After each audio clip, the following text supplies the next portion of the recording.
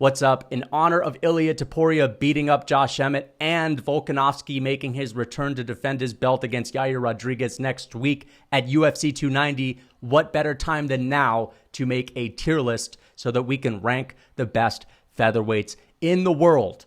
And we have a lot of different tiers at the top. So there aren't going to be that many guys at the top of this tier list. A lot of them are going to be in the C tier and the D tier. So don't get me wrong. If I throw one of your favorite fighters in the C tier, that's still a solid guy. The D tier, these are going to be the best unranked fighters that may someday make the rankings, but some of them just aren't good enough to cut it. They're still good enough to maintain their job in the UFC, and that makes them pretty solid. So don't get thrown off if one of your favorite guys is in that D tier. The F tier, these guys aren't good at all. We need a couple of them on the list. But the first guy that I'm going to put on this tier list, and I'm going to start with the C tier to shake things up a little bit instead of going with the featherweight GOAT tier. I wonder who could land up there. But Josh Emmett. We're going to rock with Josh Emmett in the C tier. This guy's a fraud.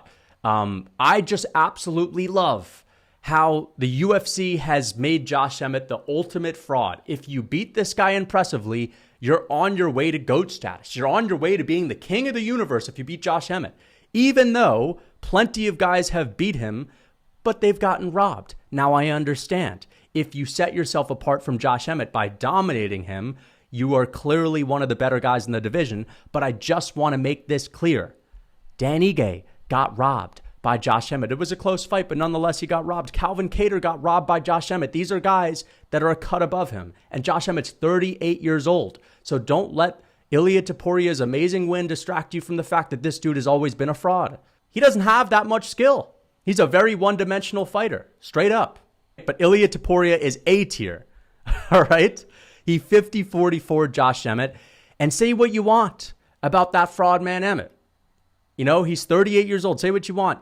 Ilia Topuria styled on him and impressed me with how composed he was. That's what really separated Ilia Topuria from these other guys down there, like a Calvin Kattar or like a Dan Ige. And to be fair to Dan Ige, he's still young and he's improved quite a bit since fighting Josh Emmett. Ilia Topuria just has a deeper bag.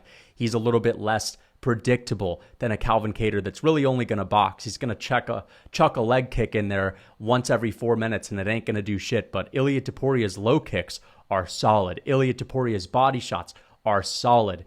And his ability to establish that jab is what impressed me the most. His ability to hold himself back in the first round and still pick his shots and win when Josh Emmett was like throwing way more than him was very impressive. This guy is a smart fighter. People have been overlooking his fight IQ for a long time now because he walked down Bryce Mitchell. But pillow hands Bryce Mitchell ain't going to offer you any threats on the feet, so you may as well walk him down. I know Bryce Mitchell dropped Edson Barboza, and we'll get to him a little bit later, but nonetheless, Ilia Topuria can fight Bryce Mitchell like a wild man.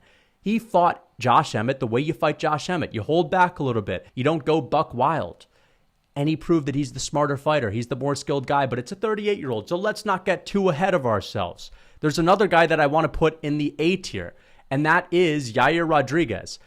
And I think that Yair beat Emmett more impressively. First of all, he softened Emmett up. I don't think Emmett, after the Yair Rodriguez beating, was somehow a better fighter. He got older. He got more injured. You know what I mean? Yair Rodriguez wrapped this guy up in a body bag and put him away in 2 rounds. Styled on him on the feet and completely destroyed him on the ground. Now, to be fair, Josh Emmett wilted, but why did he wilt? Because Yair Rodriguez made that shit happen. So I think that Yair is just a little bit freakier when it comes to what this man can do in the cage. He's more versatile. He's even more unorthodox. How is his fight IQ?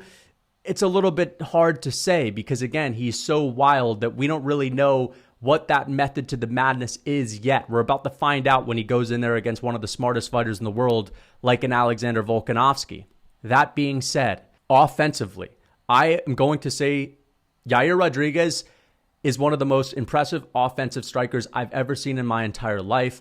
If you were to just watch this guy and blur him out and get rid of his face and compare him to every other one of the top strikers, he'd probably impress you the most. His defense leaves a lot to be desired. I feel like he relies on his toughness a lot of the time. He's gotten better on the ground too.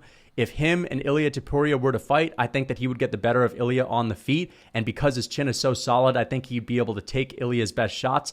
Where it would get interesting would be the ground game. Remember, Ilia Topuria used his wrestling in the 5th round and completely nullified Josh Emmett yesterday. And I truly believe that he could take Yair down. But if Yair can prove to be too much for Volkanovski, even on the ground, then I don't think anyone's going to beat him. So that's where Ilia would have an advantage right now. He could prove me wrong if he gets out there and beats Volkanovski. The featherweight GOAT, I'm going to put him on there since we're talking about him. Listen, I don't want to hear anything about that Jose Aldo guy that lost to all those guys when he was still in his early 30s, and somehow you guys make excuses for it. No. Jose Aldo's a legend. Max Holloway's about to pass him up too, because Max has only lost to one guy in the featherweight division while he's actually not been a tadpole. I get it, he lost to Conor McGregor. He was barely even out of his father's balls at that point. So let's give Max Holloway some respect. He's literally beaten everyone other than Volk. He beat Jose Aldo twice, and Volkanovski styled on Jose Aldo and styled on Max 3 times. Maybe not 3 times, but 2.5 times. You know what I mean? And I think Volkanovski, bro, clearly he's going to be in the featherweight GOAT status. You know what I mean? And I'll make a whole video on that this week for the Aldo guys. You know, the Aldo apologists talking about how Jose Aldo, even though he lost all of these fights when he was in his early 30s, late 20s, somehow that was an old man Aldo needing a walker. I don't buy it. But, you know, Max Holloway deserves to be in the A+ tier because even he, 49-46 to Yair Rodriguez.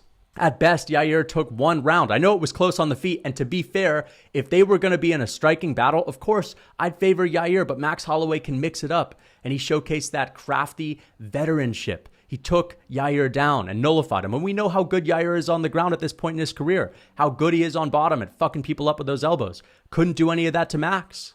Had nothing for him. Yair kind of neutralized Ortega. I know that was a little bit fluky, but nonetheless, look at what happened when he got to the ground with Ortega. He was able to make something happen. Not against Max. Max is solid with his takedown defense, with his grappling. He stuffed a lot of Volkanovski's takedowns, and I think that he's really solidified himself as a guy that would 100% be a dominant champion if it weren't for Volkanovski.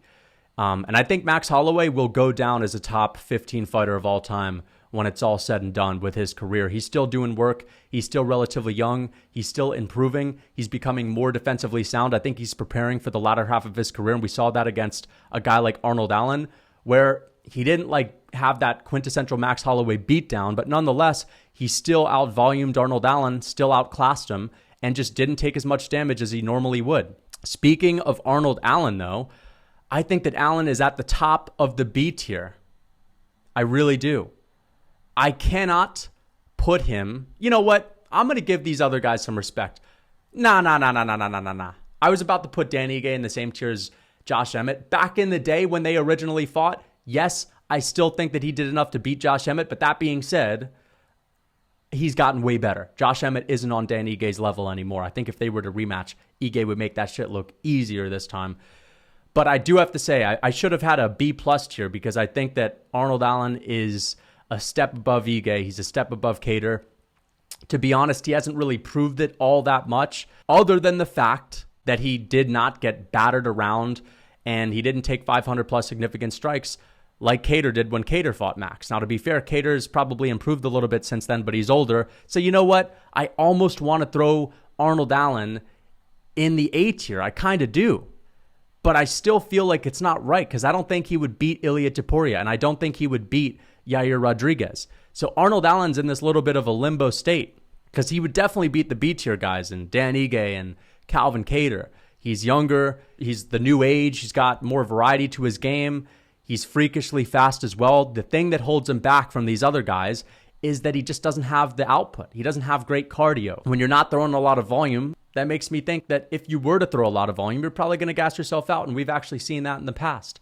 So I don't know what to do with Arnold Allen. Let's just put him at the top of the B tier and just take that as he's a B+ guy because he's better than these two guys that are right next to him. But anyone that's sitting at the top of the tier is better than the guy next to them. Who else am I going to throw in there?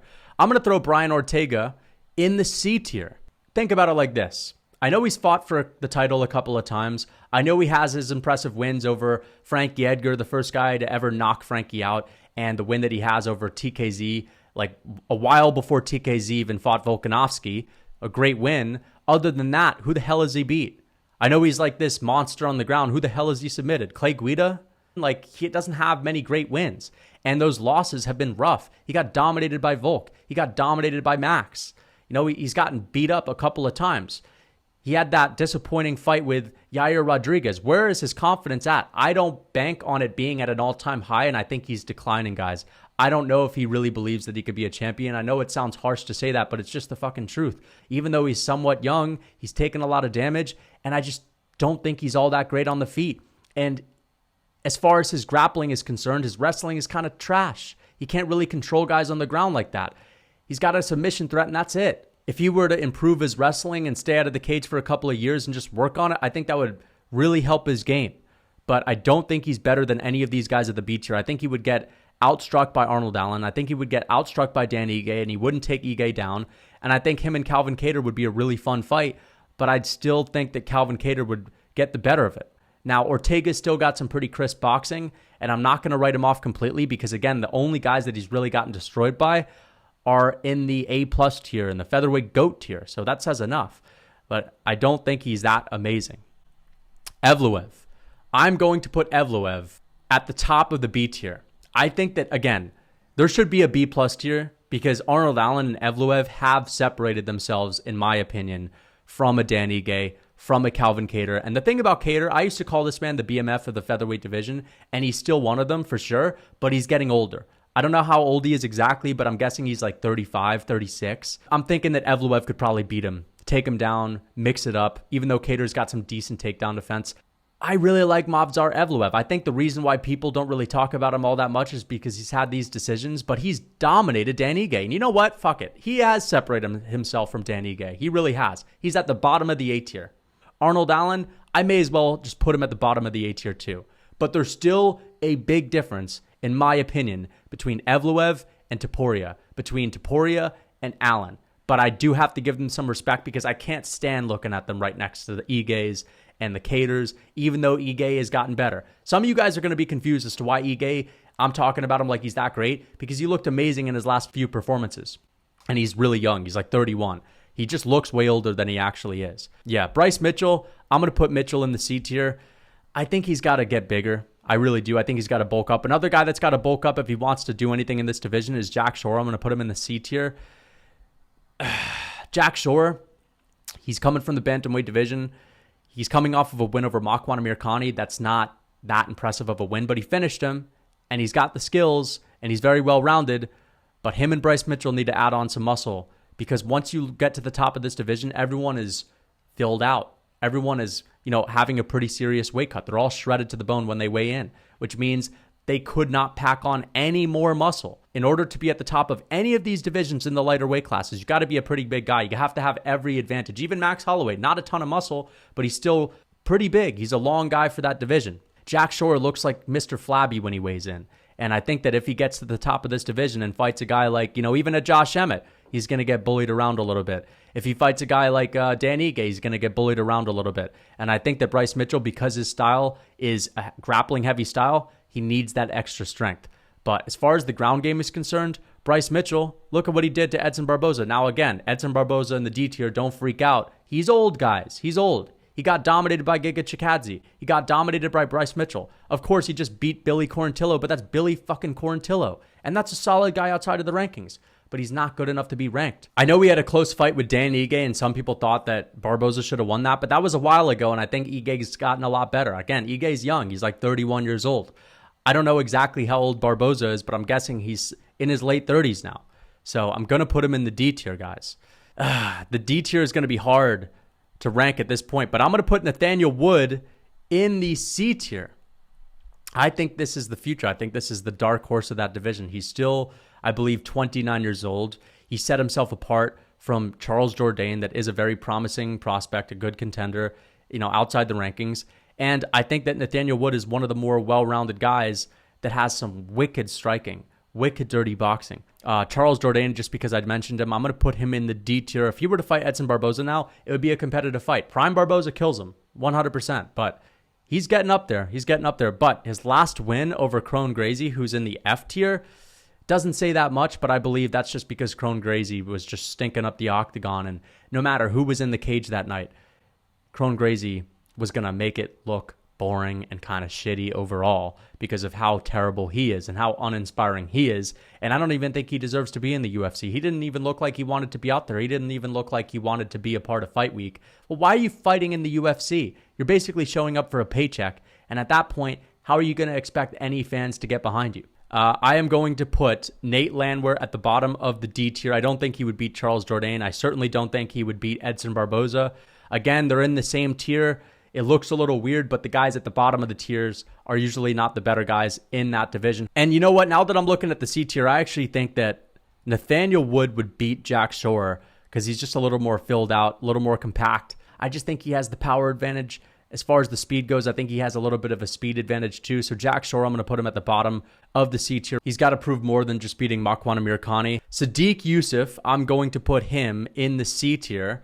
I'll put him right there with Nathaniel Wood. I think Sadiq Youssef would get styled on by a guy like Giga Chikadze. I think even a Bryce Mitchell would have a decent chance of taking down Sadiq Youssef and mixing it up to be able to, get the decision win. Billy Quarantillo, I'm going to put him in the D tier as well. Of course, we saw him get slept by Edson Barboza, but I think that Charles Jourdain would probably be able to beat him. So I'm going to put Billy Quarantillo in the middle of that D tier with Nate Landwehr. Again, Nate Landwehr beat Onama. Landwehr, he was actually doing well in the third round against Dan Ige, to be fair. But again, he's not that great. He's like 36 years old. He's going to give us fun scraps. But as far as being like a ranked guy, I just don't see it. Diego Lopez. This guy is going to make an appearance in the C tier. I really do like Diego Lopez. He gave Movsar Evloev everything he could handle. He almost submitted him a few times. He stunned Movsar a couple of times as well. Let's see how old he is. I'm going to look this up really quick. Diego Lopez age, 28 years old. Okay, I like that a lot. I think this guy's a very promising prospect. I could see him going far in the future, and I could definitely see him, cracking his way into the top 10 someday with that well-rounded skill set. He's extremely dangerous on the ground. I believe that he's Alexa Grasso's jiu-jitsu coach, so that says a lot. And his striking looked pretty damn good for a jiu-jitsu guy. He was fast, he was explosive, and everything that he was throwing with wicked intention. Korean Zombie.